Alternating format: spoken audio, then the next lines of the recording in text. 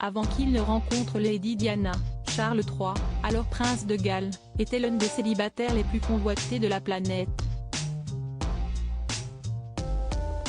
Plus d'une fois, une aristocrate s'est vue fiancée par la presse à ce dernier. Notamment une très célèbre.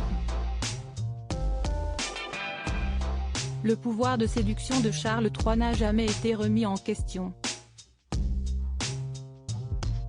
En effet, avant que ce dernier ne séduise la princesse Diana, celui qui est aujourd'hui roi, depuis son couronnement le 6 mai dernier, avait déjà fait succomber Camilla Parker Bowles.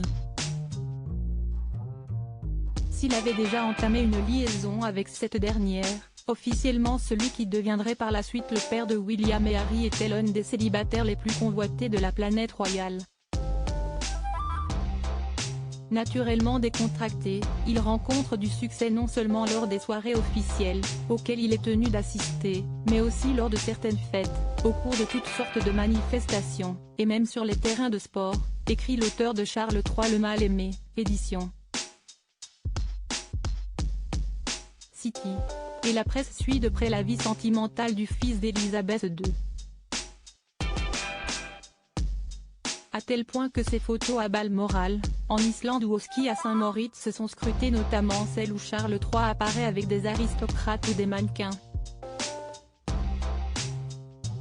Les tabloïds le fiancent alors avec des princesses étrangères, notamment une qui deviendra elle aussi son épouse virtuelle tant elle semble plaire à la presse, Marie-Astrid de Luxembourg.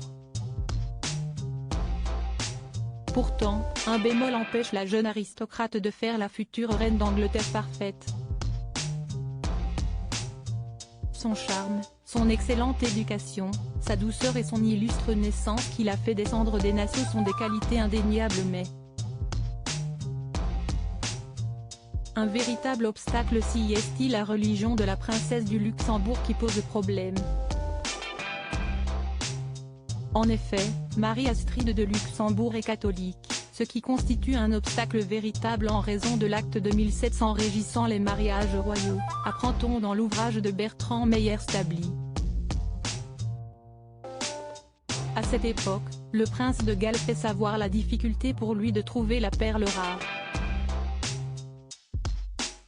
Il faut avoir à l'esprit que lorsque l'on se marie dans ma position, la personne que l'on choisit pourra devenir reine un jour, a-t-il déclaré lors d'une interview. Il est donc nécessaire de préférer quelqu'un capable de tenir cette fonction. Le principal avantage lorsqu'on épouse une princesse ou un membre d'une famille royale est qu'elle sait en quoi cela consiste. Le seul ennui, si est que j'aimerais épouser une Anglaise ou une Galloise.